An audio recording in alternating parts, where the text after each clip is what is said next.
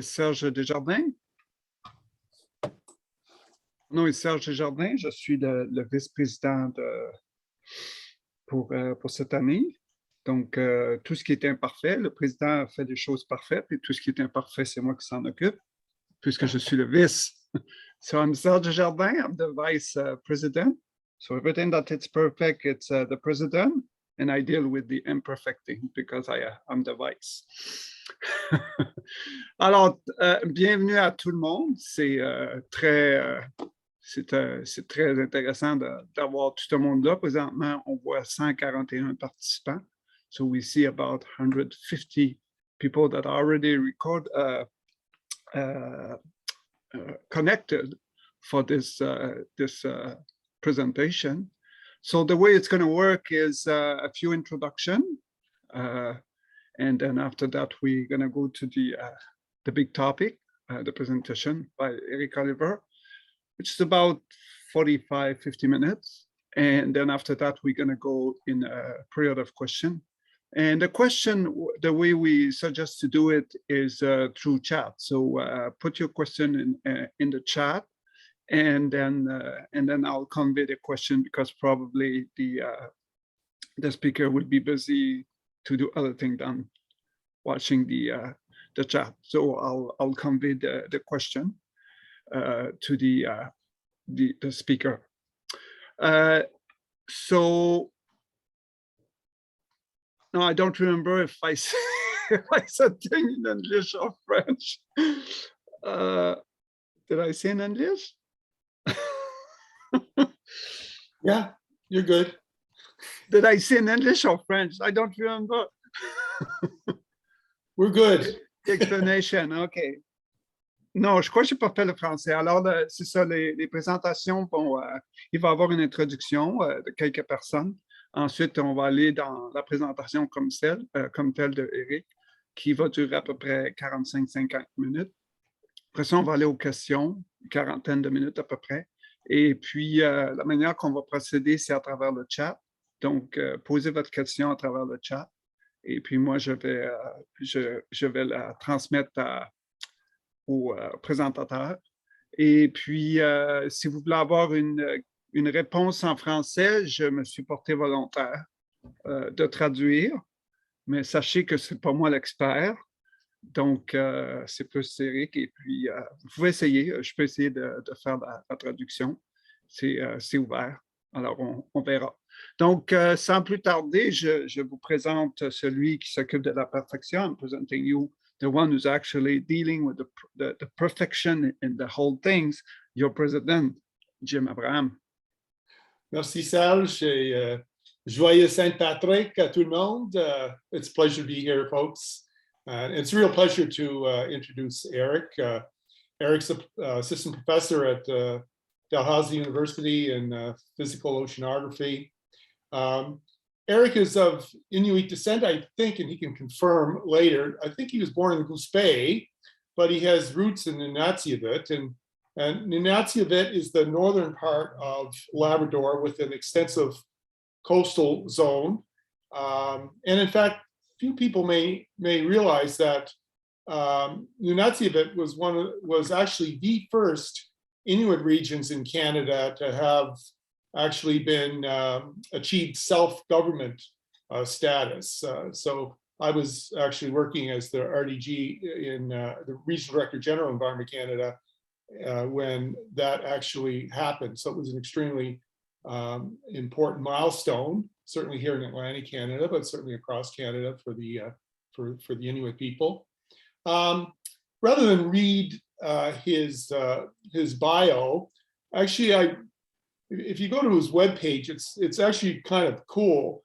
He's got a Mentimeter, and those of you who know Mentimeter, it's kind of run like a poll, and the size of the words is consistent with the amount of times those particular words come up. And you go there and you see the breadth of the work that Eric does. It's really, really visually appealing. But you know, just covering some of, and along the sidebar of his web page, the words ocean and atmosphere, climate variability, extreme events, predictability, ocean modeling, and indigenous knowledge. And certainly those are many of the things he'll cover in the talk today, and certainly many of the words that we are in CMOS interested in. A little bit of background on the tour speaker process. I was the vice president last year, and we asked the centers. So we have about 12 centers across the country. We asked the centers to recommend a tour speaker, and a number of the centers, recommended Eric. And interestingly enough, one of the centers, Ottawa, actually scheduled Eric to speak today. So I have to thank Ottawa for going from a regional center talk and thank Eric to a national tour speaker talk. And another suggestion was Dr. Robert Way. He's at Queen's and he's a colleague of Eric's, and he works in Northern Labrador as well, but on the cryospheric terrestrial kind of aspects of the work in the communities in Northern Labrador and Natsiavut. And Robert is the other tour speaker, so it's a joint tour speaker this year. And Robert will be giving his scientific talk in the fall, and we'll schedule that a little later. But I'm also wearing this little sweater today, not only because it's St. Paddy's Day, but because the registration for the Congress, which is being hosted by the Saskatoon Center or Saskatoon team, is actually being launched on by Monday. So you'll be able to register for our Congress early next week.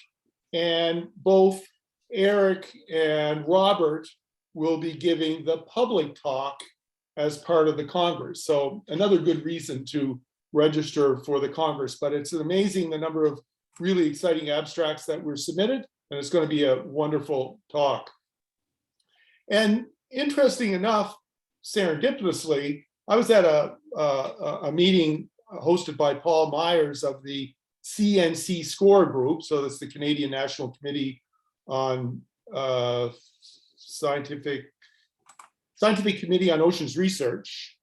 And during that meeting, there was some discussion around the CNC-SCOR tour speaker. And the recommendation was to have Eric as their tour speaker. And I was on the call and I said, wow, this is really impressive, and shared with the CNC-SCOR colleagues that Eric's actually going to be the tour speaker for CMOS, and we decided probably for the first time we have actually a common tour speaker between the CMOS group and the CNC-SCOR group. So on that note, before Eric speaks, I'd like to turn it over to Paul to say a few words on behalf of CNC-SCOR. Thank you, Jim. Merci, Serge. Yes, so CNC-SCOR is the Canadian National Committee for Scientific Committee for Oceanic Research. Even I had trouble with that. And SCOR is basically, it's an international committee that's focused on advancing ocean science across all disciplines through international cooperation. It's non-governmental, and it really tries to set up working committees and other activities to build cooperation around the world. And as the national committee, our job is to try to, again, work on that cooperation and building and sharing of knowledge within Canada and between Canadians and the rest of the international community. And as one of those aspects that we do is have a tour speaker to, again, share knowledge across the many research groups in Canada. And it worked very nicely this year, as Jim said. We're able to link with CMOS and have Eric as our tour speaker, as well as the CMOS tour speaker and all those other aspects. So I think getting directly to where we want to go, Eric's going to be talking today about bridging knowledge systems, scientific and Inuit knowledge of the ocean and sea ice, and I will directly pass it to Eric. Thank you, Paul, and thank you, Jim and Serge, for the introductions. I must say I'm very excited and happy to be here today to speak on this topic. It's going to be a bit of a different talk for me, given the topic. and I think maybe also a bit of a different talk for a typical sort of CMOS, given that, as you'll see, we'll be stretching out beyond the kind of natural science bounds. So what do I mean by bridging? Science and Inuit both have ways of knowing with a rich understanding of climate, the ocean, and sea ice. And these understandings are distinct and independent, yet complementary. So science is very good at siloing things into disciplines. We understand the ocean separately from the sea ice system, separately from the ecosystem. And if we want to understand them all together, we have to couple those systems. Science works a lot with theory, and the language of that tends to be mathematical with equations. Science also separates the natural world from the human influenced or anthropogenic world. Indigenous knowledge, speaking very generally, tends to be a lot more holistic, more often than science, rather than siloing things. It's rooted in practice more so than theory, and it's rooted in the culture of a people. And it's often held by elders or other recognized knowledge holders in a community, and can be transmitted in different ways, including by stories. So the language is different. And that knowledge is tied to the land, and humans are seen to be as part of that world, of that system.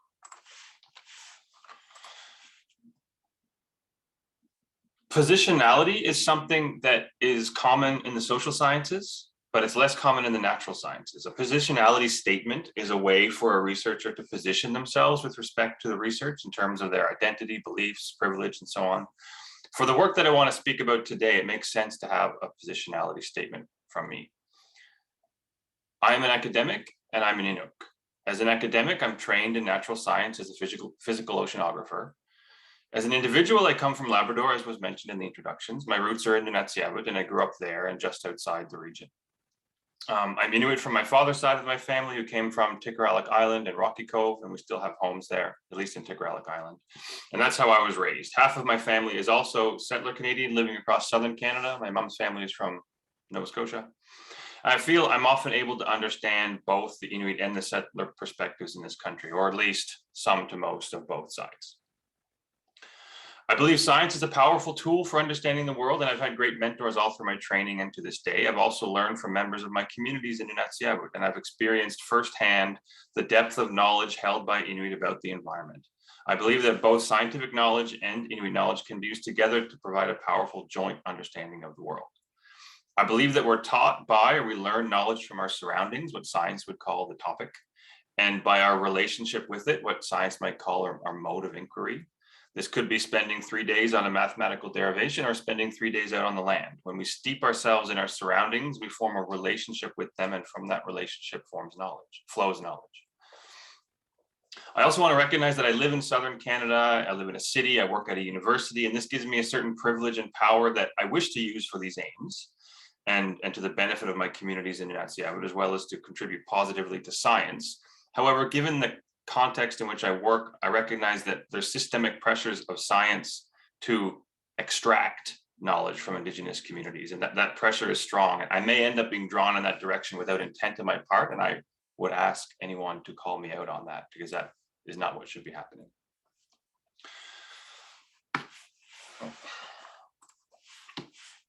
So we need to define a few terms that I'm going to be throwing around today. Knowledge, scientific knowledge, Inuit knowledge, and this idea of working together, or what might be called knowledge co-production. Knowledge is a familiarity, awareness, or understanding of someone or something, such as facts, skills, or objects. Knowledge can be acquired in many different ways and from many sources, including but not limited to perception, reason, memory, testimony, scientific inquiry, education, and practice. The term knowledge can refer to a theoretical or practical understanding of a subject. It can be implicit or explicit, formal or informal. Science is a systematic enterprise that builds and organizes knowledge in the form of testable explanations and predictions about our environment. This encompasses both observations of the environment as well as theories about its function. Taken together, these provide scientific knowledge. The natural sciences study nature in the broadest sense, while the social sciences studies individuals and societies. Now, Inuit knowledge encompasses both traditional knowledge held by Inuit, and contemporary experiential observations. At least that's the definition that I'm using. Traditional knowledge is held by the community. It's inherently a multi-generational form of knowledge. It's part of a knowledge system embedded in the culture of a particular place, and as such represents an important way of understanding environmental change. Traditional knowledge is a systematic way of thinking applied to phenomena across biological, physical, cultural, and spiritual systems, and as such, traditional knowledge is vast and holistic in scope. It's often passed on orally, for example, through stories, though a number of records of traditional knowledge in Nunatsiavut exist, and I'll touch on these in my talk. On the other hand, contemporary experiential observations are based on the narratives, anecdotes, comments, stories of Inuit referencing the present day. These observations are distinct from traditional knowledge, as they may reference specific things in time and place, though they're put into context or the background of that traditional knowledge. Importantly, Inuit knowledge goes beyond observations and ecological knowledge, offering this unique way of knowing to identify and apply to research needs that may ultimately inform decision makers. Now, the bringing together of this, the bridging as I've called it, can be called different things. One term for it is knowledge co-production. And this is defined as the process of iteratively bringing together multiple ways of knowing and acting, such as including Inuit and scientific knowledge, to holistically understand, address, and identify transformative solutions to a specific problem. Now, I think the terms knowledge co-production as well as bridging knowledge systems can be problematic, so I don't want to say that I think those are the terms we must use. They're convenient, they're common in the social science literature, so I'm going to use them today, but I'd also encourage a critical discussion around what are the terms that really describe what we're trying to do here. So as I talk, I'm going to come back to this slide and we're going to build up this idea of what I mean by bridging knowledge systems. So this is what I'm going to call this the ingredients slide. So I've listed a bunch of ingredients and I've assigned them to whether or not we think they belong to science, red, Inuit knowledge, in blue, or things related to the process of generating knowledge, of learning, of doing work. And it may fall in one or the other or be a distinct thing from science and Inuit knowledge. So these include scientific theory, scientific observations, contemporary observations by Inuit, multi-generational traditional knowledge, as well as process-based things like activities on the land, relationships amongst people, community culture, and importantly, boundary work or working with boundary objects. And that last one requires a bit of definition. So a boundary object can be anything. It could be, as we'll see, something like a map, or it could be a concept, or it could be a feature in the world like sea ice. But whatever it is something that two different parties to a conversation, that it exists in their world, but it exists in both. And so it forms a point around which we can have a common conversation. So it's a manner from which we can actually try to do this bridging or this working together across knowledge systems. So part of this work is to identify, well, what are these boundary objects in order to do this work? So this is a map of Inuit Nunangat. This is the four Inuit regions of northern Canada. Nunatsiavut is the eastern and southernmost region, as described in the introductory remarks, being the northern part of Labrador. The Arctic is warming dramatically. The globe is warming dramatically, but the Arctic in particular under Arctic amplification. And one of the key indicators of this change is the change of sea ice. And this is important when we're talking about impacts on Inuit communities because of the importance of sea ice to Inuit. It's our highway for half of the year when it's present. For most of the northern regions, sea ice is present for at least 5 or 6 months of the year. It's a way of accessing hunting grounds, fishing grounds, and getting out of settlements to important places that are out on the land. So understanding how it's changing and how it might be changing in the future is really critical for how climate change may affect Inuit communities. This is a map of Labrador with the areas of Nunatsiavut shown in red and pink, and also the tidal, what's called the tidal zone shown in blue. So I want to highlight that both the land and the marine areas are considered part of Nunatsiavut and the governance of the area is inclusive of both, and that the tidal zone is not just the ocean, but the sea ice, because the sea ice is essentially considered an extension of the land when it's present. The region oceanographically lies on the western side of the subpolar gyre under the influence of the Labrador Current. The Labrador Current dominates the oceanography here along the coast, the shelf, and slope. The Labrador Current has two branches, an inshore or coastal branch, and the main branch that runs along the continental slope. So the coastal waters of Nunatsiavut are Arctic derived under the influence of these currents, cold and relatively fresh. The latitudes here are 50s, approximately 50s north, so not Arctic geographically, but the continental landmass to the west and the cold Labrador Current to the east provide a climate that's very similar to higher latitudes. So water temperatures are cool year-round, cool to cold year-round under the influence of the Labrador Current, and sea ice persists along the coast for about 6 months from December to June, with a peak in March consisting of heavy pack ice right out to the edge of the continental shelf. Now, throughout the talk, I'm going to talk about a number of different kinds of activities that I've been involved in that can kind of build up an understanding of how we can bridge knowledge systems, and I'll refer back to that ingredients slide.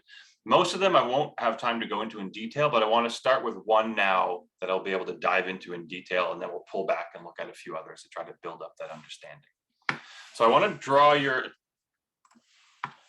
draw your attention to the area that I've highlighted. This is Lake Melville, Grosswater Bay. If you look at the bottom left plot, the blue there shows that there's a local minima of sea ice around that Grosswater Bay area there. So this is a polynya at the mouth of that bay.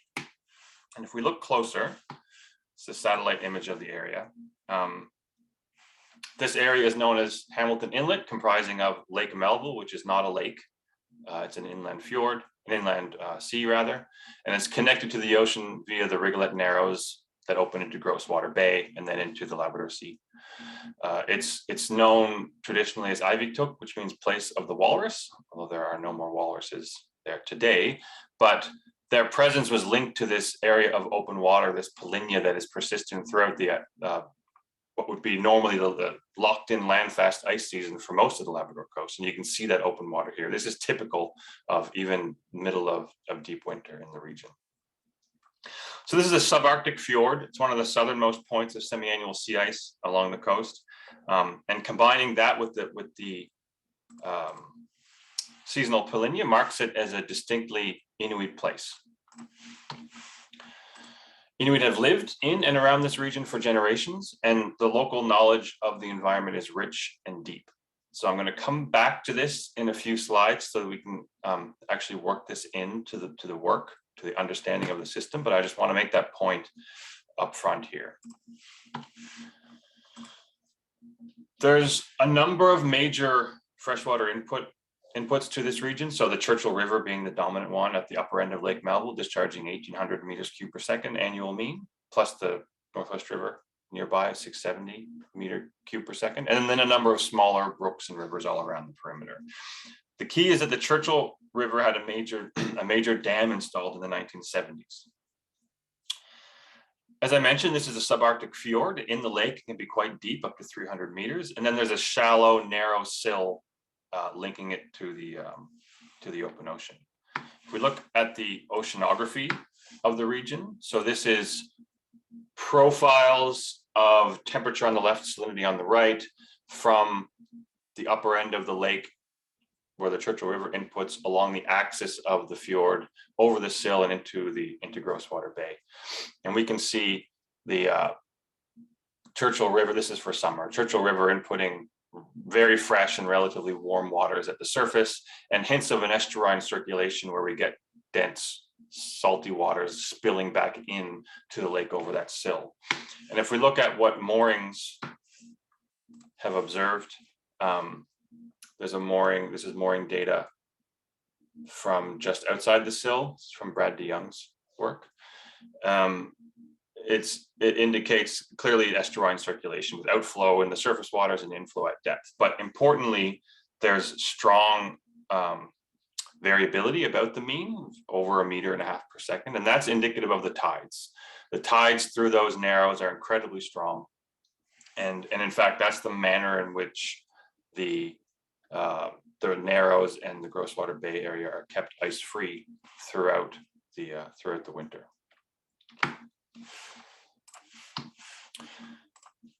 Now, the upper Churchill River at Churchill Falls was dammed for hydroelectric power in the 1970s. This flattened the seasonal cycle of freshwater discharge into Lake Melville. You can see that at the plot on the bottom right, where the black was pre-development and the red is post-development.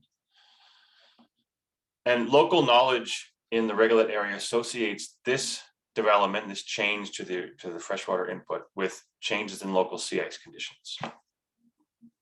And we'll get into the details of that in a few minutes. And the lower Churchill River is currently being dammed at Muskrat Falls for additional hydroelectric development, which is of concern to communities because additional changes to the oceanography and the sea ice are unknown. So this raises the questions: what is the role of changing river runoff due to hydroelectric development on the physical oceanography and sea ice conditions in Hamilton Inlet? And how can we use both scientific knowledge and Inuit knowledge to understand the system? Now, I want to take a little side bar and tell a couple stories. In 1977, the Labrador Inuit Association filed a land claim for part of what is Labrador on behalf of Labrador Inuit. Canada and the province of Newfoundland, with whom the negotiation would happen, said, prove it, referring to proving that the land was theirs and that Inuit occupied and used the land. Now, to Inuit, this was obvious, but to Canada and Newfoundland, it was not. And the unspoken footnote to the statement of prove it was, and we only accept certain kinds of proof, referring to the things recognized by Canadian courts, those courts being a product of Canadian and ultimately Western culture. So Labrador Inuit embarked on a process of documenting use and occupancy of Northern Labrador, making extensive use of maps and interviews with Inuit all along the coast. And this study is published as the document, Our Footprints Are Everywhere. And this is foundational to the settlement of the Nunatsiavut land claim. Now, importantly, I want to make the point that this study and its effect on the land claim did not change perspectives by Labrador Inuit of our own relationship to the land. Rather, it documented this relationship in a manner, a language, that the courts could understand. Now, the second story I want to say is in 2018, I was attending the CMOS annual meeting. I think it was in Halifax. And I was sitting at a table with a senior colleague during one of the meeting sessions. And I was describing to that person an idea that I had for how numerical ocean models might be validated. We could validate them using local indigenous knowledge as an alternative to seeking out scientific observations or in addition to that. And the response from my colleague was a flat and dismissive, that's not real data. And this comment was not made to open a dialogue around, well, what's the nature of indigenous knowledge? How might we dialogue with that? But it was rather to dismiss the idea as not good science. Now, at the time, I was rather upset with the comment. I didn't know what to do about it. But in the time since, I've come to interpret it in a manner similar to how the Canadian courts interpreted the land claim by Labrador Inuit, namely to, quote, prove it. So I set out to do that.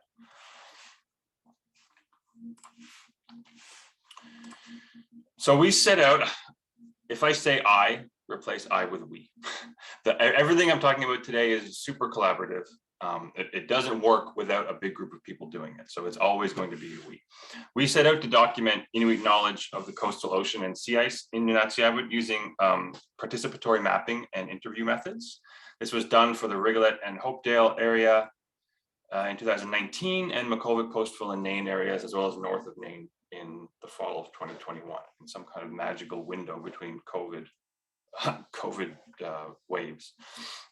I want to indicate that Brianna Bishop, PhD student working with me, is really taking the lead on this. This is sort of her baby under my direction, and she's co-supervised by Claudio Porta. So the method here is that very large floor maps, like the ones you can see in the photo there, are printed off for a particular region, and community members are asked to mark directly on the maps based on whatever the particular purpose of the workshop is about.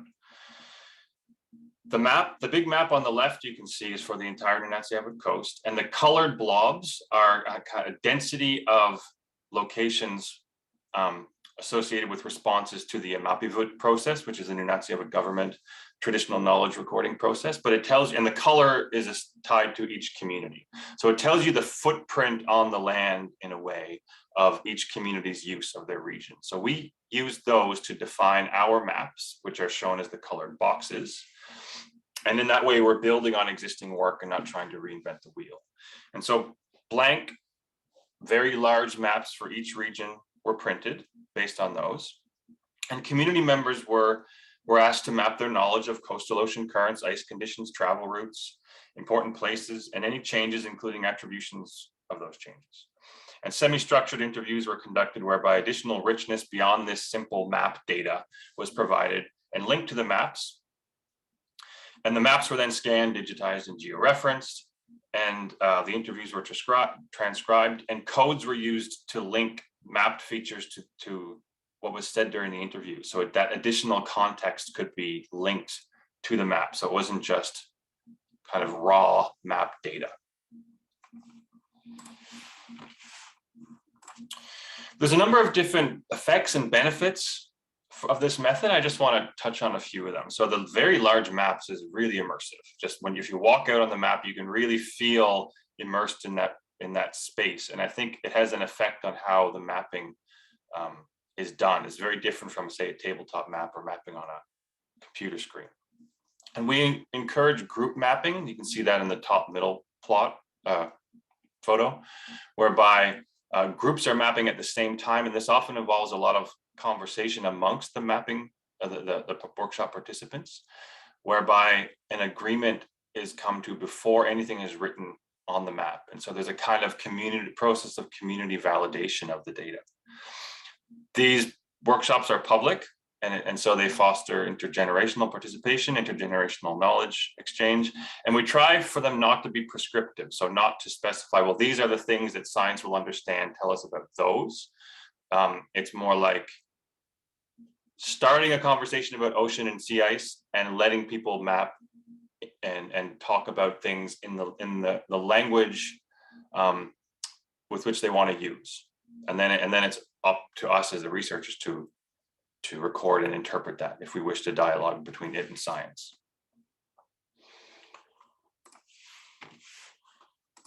So these are the results for Rigolet, digitized and georeferenced. So what you see here is Lake Melville to the southwest, Grosswater Bay to the northeast. The bluish color is areas that were marked as open water. So that's that Polinia area. There's also a couple other areas of open water, isolated open water areas. Gray indicates unsafe ice, unsafe in the sense of traveling over it. And then the orange and green indicate travel routes, either by boat or sled. And the key is that those are tied to the other features, because the use of the land that's the practice by which the knowledge is known.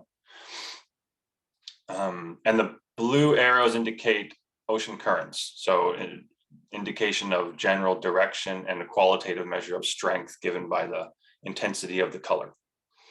Now, if you look towards the lower left, there's a couple areas that are shaded in different ways. So if we zoom in there, this is where participants indicated changes in sea ice attributed to the hydroelectric development at Churchill Falls.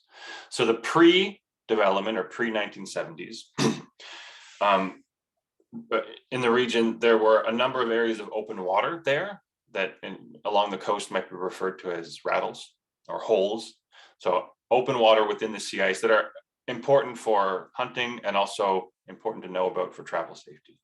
But after the hydroelectric dam development, the map on the right shows that these are now persistently frozen over and may or may not be considered bad ice, often depending on the age of the speaker. Younger speakers don't even think of it as bad ice. Older speakers will think of it as bad ice. But regardless, significant changes to the sea ice.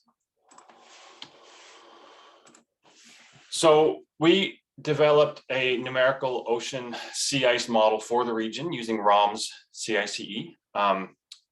This is based, this ocean ice model is based on the Headstrom code with modifications from Kyoko Hashi from Jinyu Sheng's group. So there's I won't go through the details of the model. I'm happy to speak about it separately though, other than to say it's high resolution. It includes a parameterization for landfast sea ice. It has realistic atmospheric forcing at the surface and at the open boundary to the east, including the tidal forcing. And river discharge forcing includes climatological discharge for the pre and post hydroelectric development conditions. So we can look at the effect of the river discharge in those two scenarios.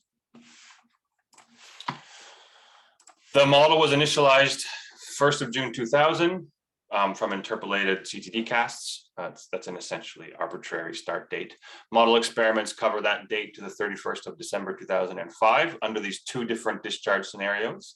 And we analyzed the last 5 years of data, 5 years of model output, I should say. The model simulated current speeds in the Rigolet area show good agreement with the mapped local knowledge. So the model simulated current speeds are the green shaded, and the mapped local knowledge is the blue. So the thickness of that blue arrow indicates the qualitative strength mapped by participants. And this is for the summer conditions. We see strong currents up to and exceeding 1 meter per second in the Rigolet narrows and in narrow passages between islands. And a matching of mapped local knowledge with quantitative simulated current speeds shows a general agreement with stronger simulated currents correlated with stronger mapped currents. So we can have some confidence that our model is doing the right thing in terms of ocean circulation in the region. Likewise for sea ice, the model simulated ice conditions on the right show good agreement with the mapped local knowledge on the left. So the mapped local knowledge includes the areas of open water in blue, areas of unsafe ice in lighter blue, the ice edge, and then by implication, anything unmapped we consider to be safe ice, but that's implied safe ice. The simulated ice conditions on the right are shown as the probability of landfast sea ice in February, where we take landfast sea ice to mean a concentration of at least 90% and ice speeds of less than 10 to the minus 5 meters per second. So high concentration, very slowly moving ice. And we see open water and unsafe ice in the Rigolet Narrows area and surrounding Pelder's Island to the west in both of those. And again, if we match the mapped local knowledge with ice conditions, we can see a good correspondence of the probability of landfast ice being high in areas that are mapped as safe ice and then decreasing as we go to unsafe ice and open water. So again, we can have confidence that the model is doing a decent job at getting the sea ice distribution. Now, if we look at the role of the hydroelectric development, so this is looking at the difference between the pre and post hydro development conditions. And the differences on the right are mapped as post minus pre, so the changes going forward in time. We see a decrease in current speeds in the narrows by up to almost negative 0.2 meters per second. And this is consistent with local knowledge. A number of people, and I've shown a quote, an example quote on the right, a number of people expressed noting significant changes to the tide running through the Rigolet Narrows. We also see an increase of salinity, summertime salinity in Lake Melville itself, again, consistent with local knowledge. So one speaker who is from the Mulligan area that's shown as the box there indicated that the damming of the hydroelectric development made a lot of difference to the ice, and it made a lot of difference to the fresh water. He says Lake Melville used to be all fresh one time, just about all fresh, and now it's just as salty as out here, whereas out here refers to the Rigolet Narrows area. And that red contour shows the contour of constant salinity in the post-development scenario, and you can see that the salinity at the Rigolet Narrows is very similar to what it is at Mulligan, following that red line, whereas in the pre-scenario, the blue line, the salinity at Mulligan is more like the interior of the lake. And so we do see this change in salinity consistent with what people are expressing. So going back to my ingredients list that I started with, what I'm doing here is kind of circling the components that were used in this study that I've gone to in depth. So we've used multi-generational traditional knowledge. We've used scientific theory through the model as well as scientific observations. And we've linked those through boundary work. In this case, we've worked with maps as boundary objects in order to communicate across the knowledge systems with the maps and sea ice and ocean currents as our linking, what we can use to link across the knowledge systems. And I also want to highlight that relationships have been key to this work, as well as community and culture is embedded in the manner in which people talk about why they're out on the land, what they're doing, and it's from that flows the knowledge that they ultimately map. So what I'll do now is run through a few other activities in much less detail, and I'll keep returning to that ingredient slide and show how this can be done in different ways.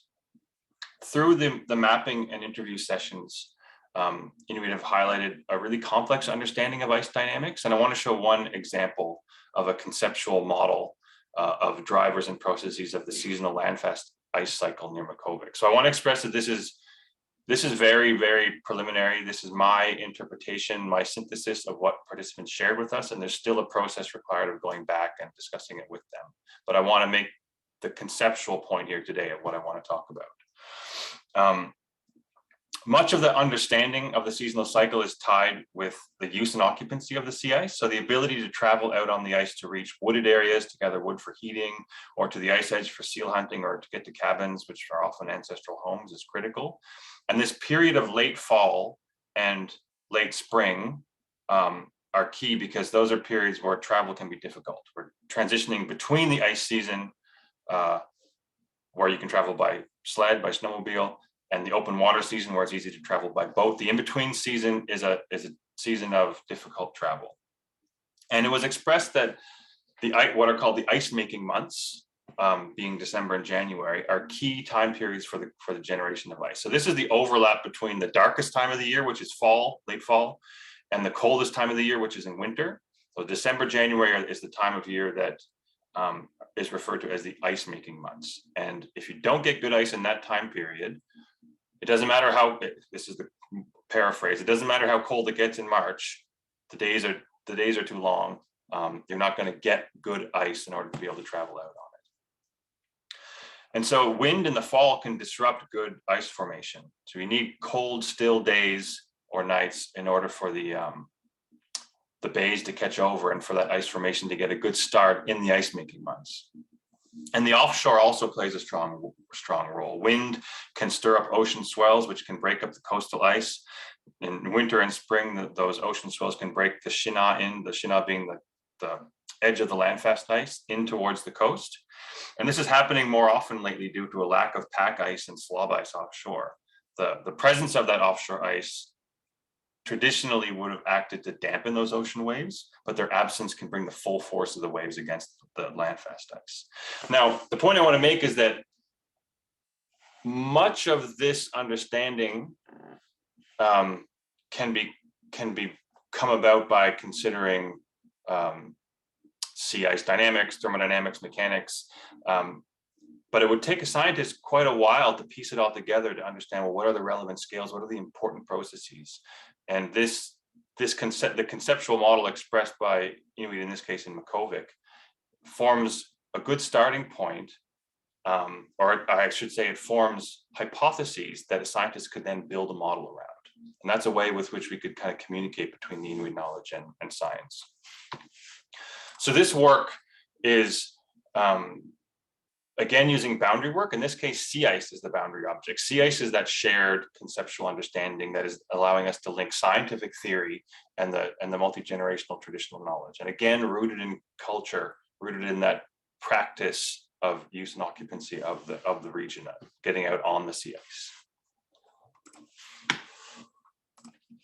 Now, in addition to multi-generational knowledge, there's also contemporary observations. So we're working with local experts to record observations of the environment, observations rooted in and referencing local traditional knowledge, and focusing on that which Inuit consider important and of value. So I want to mention that this work academically is being led by Emma Harrison. She's a postdoc who's been with us since September. And we're working with Ron Webb and Gus Dicker, Nain residents, who are providing regular observations. And you see a couple examples here. I don't want you to read them all out. I'll read a couple and then I can interpret a little bit. So the one observation from the 2nd of January 2022 reads, went for a small load of wood north of Nain on the hills and looking out at the ice and water. Only ice close to Nain, open water in the bays, but 3 to 4 kilometers east of Nain, there's open water. So here we've got a specific date of when it's possible to go traveling out on the ice, and information about where it is and is not safe to travel. And that's very difficult information to get from remote sensing or Canadian Ice Service. And it's also from a reliable source in the community. The 11th of February observation indicates landfast ice is forming good out to the north now, but not much rough ice. So it's getting broken, but with the sea rising up. Heavy seas on the outside. If you don't have much rough ice for the seas to break upon when they rise, due to storm surges, the waters will break down the landfast ice. Nobody's gone north yet to Hebron, but as soon as someone does, a lot of people will follow them if they make it. 2 routes overland, Ukok, and the other is almost all over the sea ice. The cold temperatures we've had and the lack of snow, I don't think the ice thickness is showing what it should be. Gus and I think it has something to do with the water temperatures. The top ice is really hard, and in some places it's really hard on the bottom, but in some places it goes right through. A lot of people are saying that we're having an old-fashioned winter, but that's not so with the ice. The amount of snow makes it a big difference in terms of sinking the ice and insulation, but we aren't getting much snow and the winds are blowing it right away. It seems that the ice isn't as thick as it should be given the conditions.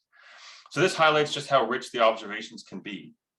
Not only are the observations are not just coming in as this is how thick the ice is, this is the air temperature, the wind speed, but it's linked to the use of the ice, but also ideas around what's happening in the system.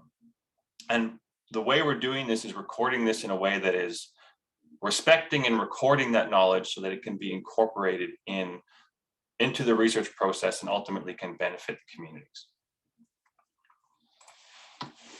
So this work is working with contemporary observations by Inuit and linking it with multi-generational traditional knowledge. And it's very much rooted in relationships. So this is all about just respecting and recording that Inuit knowledge.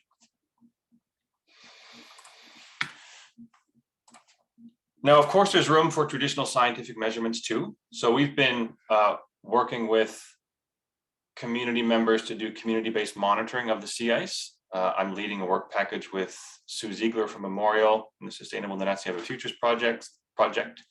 And that project has hired on full-time Inuit research coordinators based in 4 of the 5 communities in Nunatsiavut. And among other things, those research coordinators are doing field work, getting out, using the sea ice to access the coastal ocean and making measurements of temperature and salinity profiles, ice thicknesses, snow thicknesses, and a number of other related activities, measuring noise, plankton tows. And while COVID has been challenging for field work, it's also been an opportunity for what I would call a more honestly community-based approach. If the scientists can't get on a plane and fly up and do the work, what we call community-based research has to actually be more community-based research. So there's a lot of remote conversations, relationship building, training, site selection, and site selection is being done in consultation with the local Nunatsiavut government, local community knowledge holders, interested scientists, the research coordinators, and we take into consideration what additional work is being done, because that's often an issue. Scientists come in and aren't recognizing the work that's being done by the community or by others who've come through there, and it's just like this conveyor belt that doesn't go anywhere. So we want to build on existing work, consider what the community values are and community interests are, what our scientific values and interests, and really what's the feasibility and safety of the places that we might visit. And ultimately, what we've been deciding on is a number of fjord-like systems where there's a river input at the head, a long deep fjord that opens into the Labrador Sea at a number of places all along the coast. So we should have a latitudinal contrasting transects along all of these fjords, north and south. So this work is working with traditional scientific observations and monitoring technology. It's getting people out on the land and using those land-based skills that are held in community. And it's very much rooted in relationships. So this work involves regular meetings with a broad group of people, essentially year-round, in order for this to be functional. And it's tied in with multi-generational traditional knowledge. The local field experts in communities that are taking the research coordinators out on the land are critical for knowing not only when and where is it safe, but when and where is it interesting? How is the coastal ocean behaving? Which helps to inform those site selections. Now we're also doing even more traditional big picture oceanography measurements, and we've been involved in deploying surface drifters. So the surface drifters, as part of the Global Drifter Program on the right, shows a real gap in coverage on the shelf and coast region of Labrador. That's probably a generality across most of the world. So we've been deploying surface drifters, some by community members, some by cruises where community members take part off the coastal ferry. And as you can see from the left plot, that's really filling in that data gap. And they're allowing us to quantify the Labrador Current, the coastal branch of the Labrador Current, the tidal strengths and connectivity between the coastal waters and other waters in the region. And this is really key because the Labrador Current, the coastal Labrador Current, is really the source from which the coastal waters of Nunatsiavut are derived. And it's from that the local ecosystem derives, which is so important for local hunting and fishing and use and travel.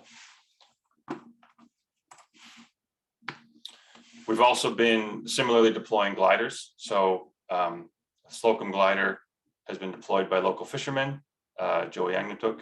And this was really interesting because no one from Dalhousie traveled to Nain to deploy the glider. So the glider was shipped, training was done remotely, and we collaboratively determined the deployment location and timing. And I want to mention that this is done really closely with a lot of leadership from Oceans North and the Sea Otter group at Dal. And again, this is allowing us to characterize the Labrador Current, which is that in this location, the upstream source for a lot of the coastal Nunatsiavut waters. So this work is, again, scientific observational work using monitoring technology, linking it with scientific theory to interpret that data. Because it's community-based, again, or community engaged, at least relationships are, again, so key in order for it to be functional. And by working with local partners to determine the where, the when, and the how for deploying these, that multi-generational traditional knowledge comes in again. The last activity I want to talk through is around on-the-land research workshops. So there's a number of these that have happened in the region, one in 2019 in Nain, and most recently the one you see in the photograph there in 2021 in Rigolet, again in one of these magical windows between COVID outbreaks. So these research workshops, the aim is to bring together a diverse group of people. Participants include external researchers, say from universities, Inuit knowledge holders, researchers and staff from the Nunatsiavut government, local community members, and bring these together to discuss research and knowledge in a context that's away from the boardroom or the conference room, where you have oftentimes you have an academic standing next to a poster or a PowerPoint slide, and not explicitly on their part, that sets up a power relationship. The academic is used to standing up and being the authority in the room, and that context reinforces that. If we have it out on the cabin, out on the land, you're sitting around having a cup of tea in a tent or in a cabin, that really levels those power relationships, and you're able to have a much more even conversation. So the 2019 workshop included sessions on local grass work, which is tied to the environment and climate change, mapping of Inuit environmental knowledge, underwater noise, social perceptions of hydroelectric development, wildlife management, fisheries, and oceanography. And it really fostered linkages not just between the community and the external researchers, but also conversations within the community about researchers, between external researchers about things that they may not discuss in a different context, and also across generations. You can see some children here, and their presence at these workshops was really something special. Now, these are not just, let's get together at a great place and eat some good food and talk about research. It's actually meant, we're actually trying to learn something from them. So each of these workshop days end with a reflection session, and all kinds of debriefing conversations with participants and organizers have been recorded, and this forms a set of data. And so collaborating with social scientists, which is really key, we're asking questions from this data to try and learn, well, what do these workshops actually achieve? What role can they play in the research process? Nearly everyone that attends them says, these were great, we should do more. I think this is so good. But what is it doing? Is it fostering community engagement? Is it teaching the external researchers more about how they should be doing their work? Is it returning research results to the community? We want to know better what it's doing so that we can use them more effectively in the future. So returning to the ingredients list, now this land-based workshop kind of process is really about process. So it's a land-based activity, deeply rooted in relationships. It's all about relationships, and it's set in community. It's local culture is so important, from the food, from the access to the place, from the setting up tents, and it revolves around this kind of boundary work. So what are the boundary objects around which we can have these shared conversations? So now what I'm going to do is I'm going to overlay everything. So all those ingredients that at the beginning seem so disparate, and so how can we work across these things? Doing these kind of activities in different ways, you can see that it is possible to link them all. And I don't want to present what I'm showing today as like, this is solved. This has solved the question that I set it at the beginning, but I just wanted to illustrate some ways in which this can be done. And this is an ongoing process, takes daily work. And I don't think this is the solution, but I feel that this is the direction we could start going, which is really important in natural science, especially in the hard physical natural sciences, which is where I come from academically, where we don't think about this kind of thing very often, actually. So that brings me to the end of the talk. I won't read this slide because you've heard me speak for too long already, I'm sure. I will just point out the last point there, that this work is not possible in the remotest sense without really broad collaborations and relationship building. And so I've listed what I hope, but what is probably not an exhaustive list of the people that I've worked with and that have collaborated on this work. And I thank them all deeply. This is not possible without those relationships. So now I'll stop, and I guess we can open for questions. Yes, thank you very much, Eric. Fascinating, absolutely fascinating. I'll leave it to question. We have about, well, less than half an hour now, but we do have some question. So since it's manageable, I'll go with Matthew, who has his raised hand, but I suggest that you put your question in the chat. I actually gather the question in the chat. So for now, let's go with Matthew, and then I'll get to the chat question too after. Go ahead, Matthew.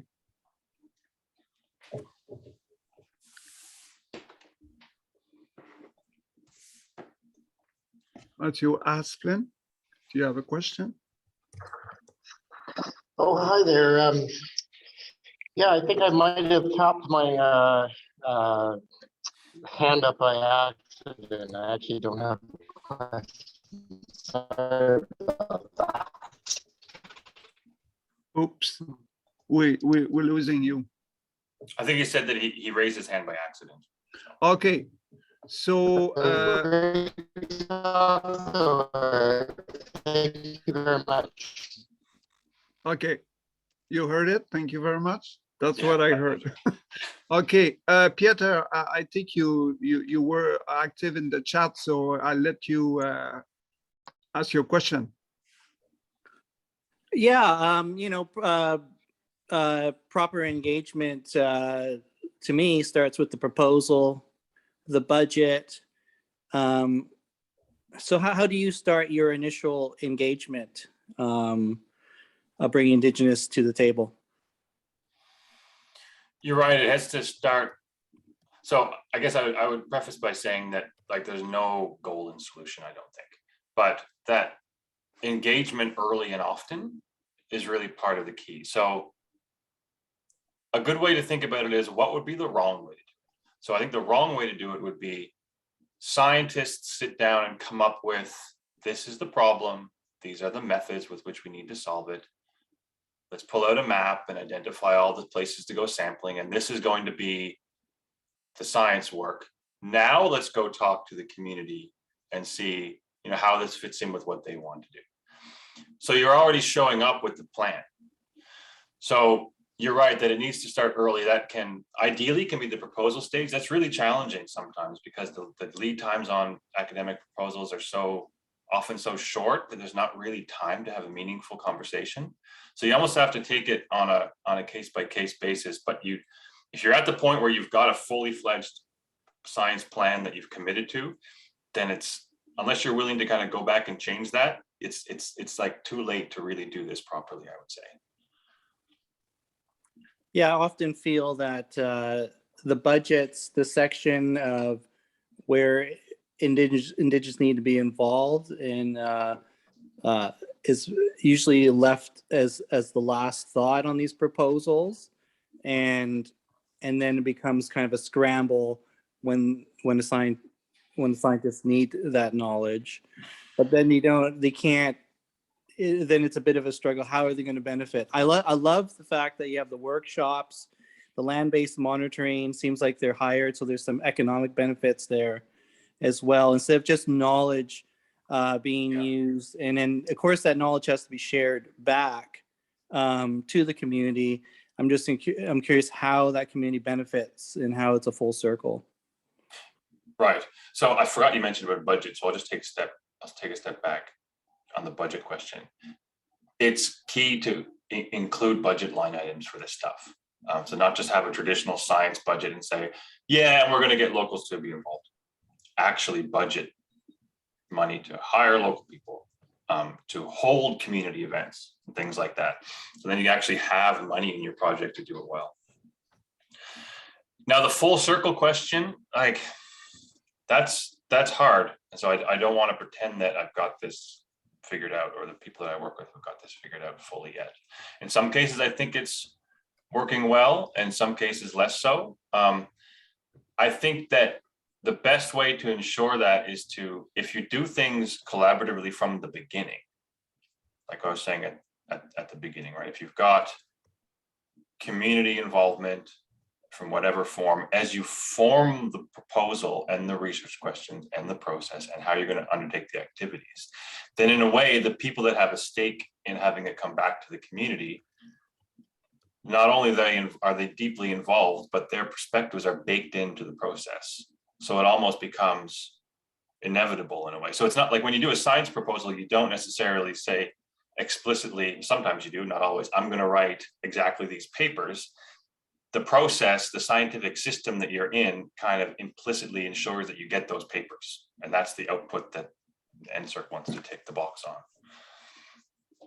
Okay.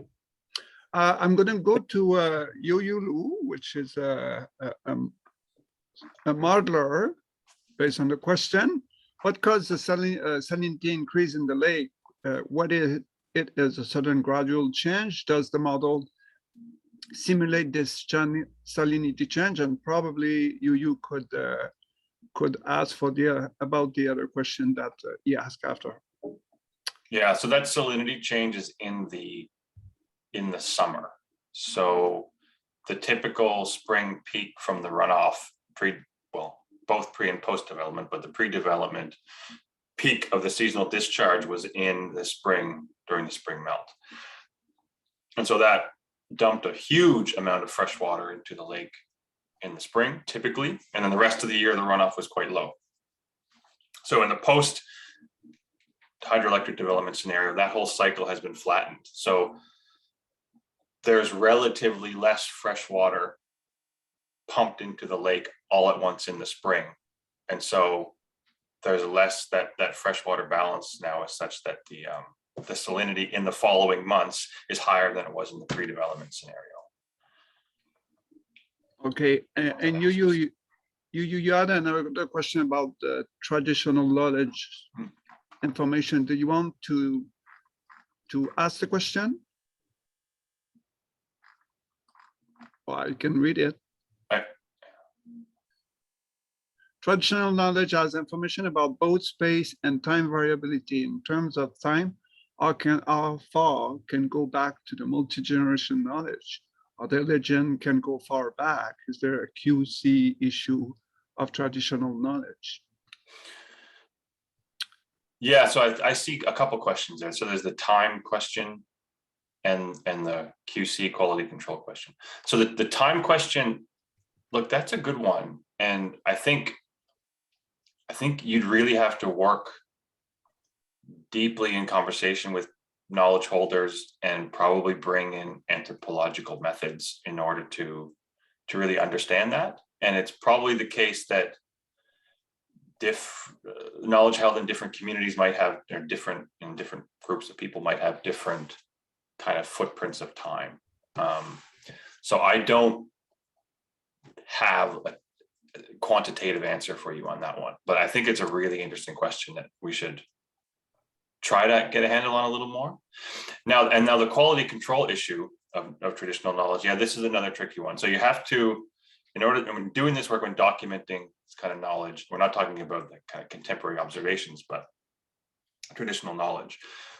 The people involved in the work should be recognized as knowledge holders, for one. And that's not challenging. It's actually can be hard sometimes to get people to speak about what they know, because they will often want to defer to someone else who they feel knows more than them. So that kind of comes out naturally when speaking with people in the community. And then the quality control, another manner of quality control, at least in the work we've been doing, is with the group sessions. As I mentioned in the talk, there's often this process whereby before anything is set pen to paper, there's a process of discussing amongst a group of people to validate the knowledge across them. And that's in a way a kind of quality control before anything gets recorded. Okay. Just to give you a quick break, Eric, because it's an easy question, probably. How much does cost these map? These map, the big map that you've shown? It was a question that was asked. Yeah, those maps are beautiful. They're not cheap. If you wanted me to take a few minutes, I could dig out an invoice somewhere, but it's like order of magnitude, a couple $1,000 for, that would be for probably a half dozen. I think if I remember the last time we had like $3,000 for a half dozen maps, something like that. Okay. That's the order of magnitude number. Yeah. Something you need to budget and not just do on the side. There's an interesting question from Leslie here. The language is the basics for communication and therefore understanding others. I recall a public service TV commercial in the 60s when the UN Secretary General, U10, was filmed talking about intercultural understanding. And you noted that Eskimos has some 10,000 different words for snow. This left a lasting impression on me as a prairie teenager.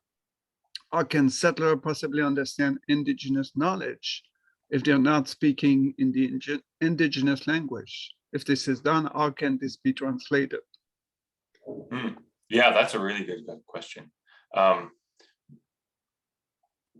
During our 2019 mapping workshops, we were documenting terminology. In addition to the mapping, we would kind of have a side list going where we were documenting terms that people used for, in particular, ice conditions, but also oceanography conditions. And one of the interesting things was, and I can't remember the words, but the terms for open water areas, there was a greater diversity of words used in Inuktitut as compared to the words used in English in the same place, same community. Same person, maybe depending on what language they were speaking, would have a greater diversity in one language than the other. And I think that gets at the point you're trying to make, which is that the language is linked to the knowledge, and that greater kind of fine-scaled detail in one language is not present in the other. So I think the short answer is that I mean, the first order answer is that if you lose a language, you lose a lot of knowledge, actually, and there's not much you can do about that. But you can take steps to mitigate that, I think, by, really meaningfully having dialogue with someone, and really trying to understand where they're coming from. So not necessarily walking, if you're interested in sea ice and currents, not walking in and saying, I need to know current speed and velocity and sea ice concentration and thickness, because those are the variables that show up in the science model. Talking to the people and really understanding what it is that they know and where they're coming from with no a priori assumptions in your mind, which takes time. It's hard for natural science because it means that you can't just pump out papers. Okay, good. I have a question from Arnold Downey. With hydroelectric power being a renewable power source and its deployment being potentially important for addressing climate change, how is this benefit balanced against the potential effect it can have on the local environment? And just before you answer, Eric, I open actually to raise your hand if you want to ask question for the last 15 minutes. So your answer, Eric. Well, I would say that it's not in terms of the coastal communities. The balance is not there. The coastal communities are burning diesel for electricity. They're burning diesel for electricity prior to the Upper Churchill development, burning diesel after the Upper Churchill development, and will continue to burn diesel after the Lower Churchill development. And particularly in the case of some communities, like in the south, where the damming can have an effect on the chemistry in the lake from which some of the upper trophic level foods are drawn, salmon, seals. It can actually not only have no effect on people, but have a negative effect by impacting their food sources. So I would say that has not been done well, at least from the perspective of the coastal communities. Okay, is there other question?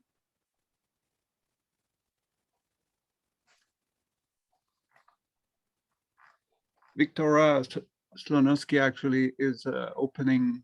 I think it's an opening. Would be communities be interested in historical weather data? We are located and transcribing weather records from Rigolais from the 19th century. So I think it's an invitation to if you're interested to have the data. Right, yeah, definitely. Victoria? That's a huge resource. And there's also, maybe that's Hudson Bay Company records. There's also Moravian records from various points on the coast. That is a huge opportunity, definitely. I'd like to speak to you about that after, actually. Okay, so Victoria. Samantha. Hello, thank you. I'll just ask my question. I typed something early on, but I think it's way up the chat. So yeah, it is. Yeah. You don't have to go find it. I was curious about in the mapping exercise considerations for data sovereignty and any sort of ethical planning or considerations that you had in how to have ownership of those maps. Like, do the communities own the maps or the data, or how does that work? Anything you could say about that would be much appreciated. Yeah, so all of this, you have to consider ethics with this, which when I started trained as a natural scientist was just terrifying, but I know I've come to learn it a bit more now. Specifically in the terms of ownership, the physical maps are being held for practical reasons in the Map Viz Lab. Claudio Porta's Map Viz Lab at Dal, where they're scanned and we have the computers to digitize them and so on. But the data, the agreement is that the data is owned by the Nunatsiavut government and owned by the communities. So anything that you do with it has to be agreed upon, and that's part of that ethics process. Okay. Awesome. Thank you so much. Andrew Hamilton. Hi, Eric. Thanks. Fantastic talk. I'm just curious about the mapping workshops and whether you have social scientists involved in those activities, or if that's purely like physical, natural scientists leading those or participating. Yeah, I should have, I meant to mention more explicitly, but I think I may have dropped the ball on that one, that this kind of work, it's done in collaboration with social scientists and actually is critical. So just like in the previous question, the importance of ethics, you know, a physical oceanographer who's never done ethics before is going to have a really hard time doing that, even knowing what it is that where to start with it. So the idea for those maps came when Claudio Porta, who's a professor at Dal, was describing his method for mapping local travel routes. So he works a lot on mobility in the Arctic, and as he was describing it to me, I thought, this, you know, that use of the land is also tied to environmental knowledge about the land. So we could extend it to mapping what we ended up doing, ocean currents and sea ice and things like that. But it's that social science understanding of those methods is critical. So yes, social scientists are involved. Brianna, the PhD student that's leading that, she's an interdisciplinary PhD. So she's kind of between me as an oceanographer and Claudio as an anthropologist. And the on the land workshop that I mentioned at the end too, that asking the questions about how those workshops are useful, what can we learn from them? That is social science work. So collaborating with social scientists is key. Okay, super. That's very, very helpful because we're planning, hoping to do similar workshops and understanding all the participants and collaborators that need to be involved in that. It's very helpful. So thank you. Someone asked, do you expect Muskrat Falls project to have a great effect on Lake Melville?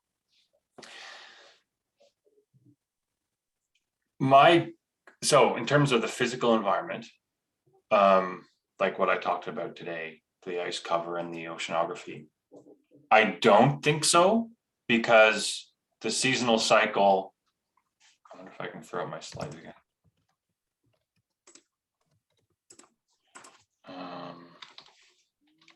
Yeah, and the question came from Ellen Moore. Thank you, Ellen.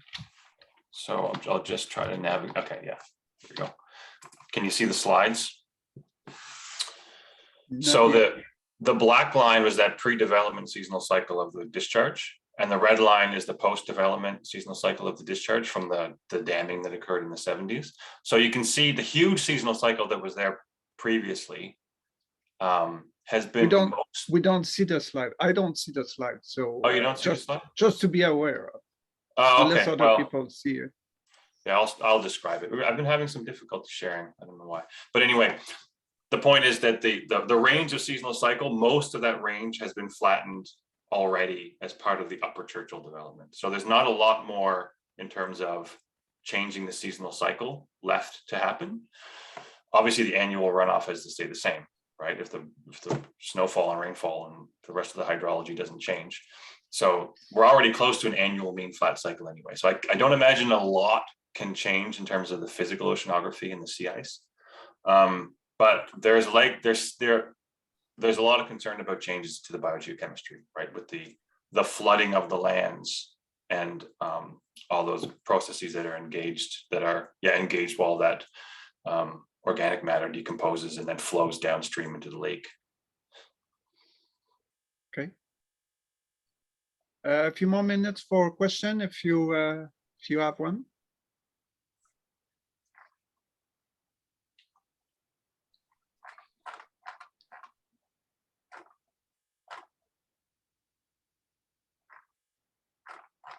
Okay, so I'm going to invite Hélène Joseph to talk because she's from the center of Ottawa, and like Jim said,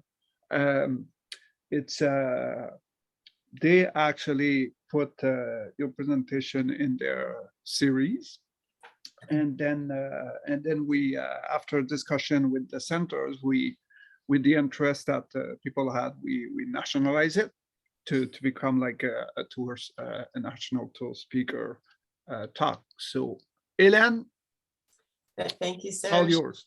Yeah, thank you, Serge. Hi, Eric. Yeah, recognizing you're a very sought after speaker, Eric. So on behalf of both the National CMOS as well as CNC-SCOR, the Canadian National Committee on Scientific Committee on Oceanic Research, it's my pleasure to say a few words of thanks to you for accepting to be our national speaker.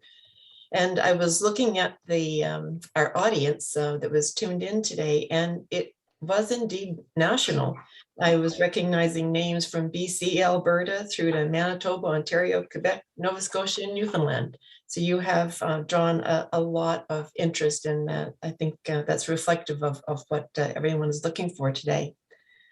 I'd just say our tour speakers they're traditionally known for bringing sort of new science concepts forward to us and presenting to us. And I'd say you've certainly done that for us today in reflecting your experience in working in Nunatsiavut and bridging knowledge perspectives. Not that it's maybe as new, but it's something that we can and need to continue to learn more about in terms of how we can bridge our different knowledge approaches.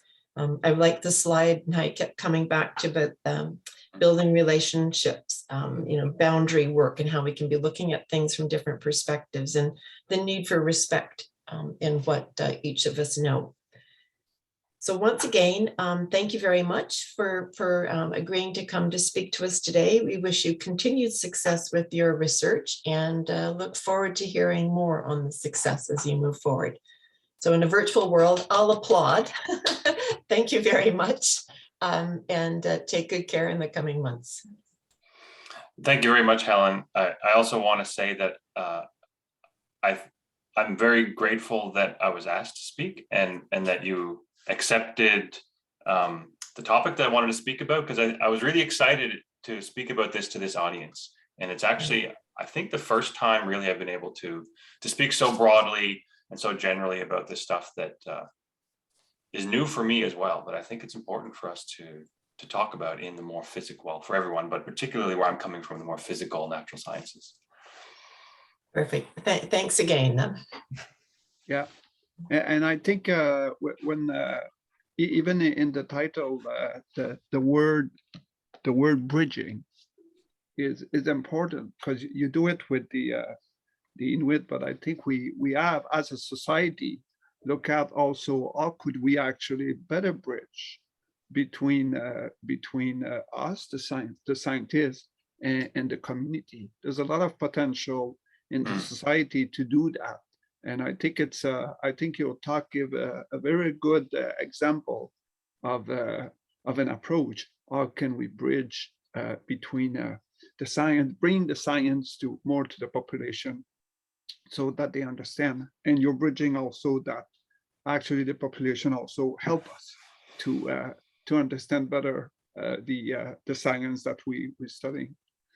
Alors oui, c'est important ce côté de faire le pont entre la science et la société. Et puis je pense que la société, notre société, CMOS, la CMO, pourrait vraiment jouer un rôle important avec tous les experts qui sont dans la société, de voir comment est-ce qu'on peut amener de façon plus efficace la science dans nos communautés. Donc, la présentation d'Éric est un exemple, et je pense qu'on peut penser encore à ça. So you can see a smaller version of this presentation during CMOS, and it's going to be with another colleague, which now I forgot the name. Robert Way. Yeah, Robert Way. Yeah. And then it's going to be for the public, but I'm sure it will be still interesting to hear what these two scientists has to say about their research to the public on the public side. Monsieur le Président, voulez-vous dire quelque chose avant de terminer? C'est à vous l'honneur. Merci Serge, merci Eric. Thank you everybody for attending. We had a really nice crowd, and I look forward to seeing everybody once again in Saskatoon, and all the best. Thank you. Thank you all.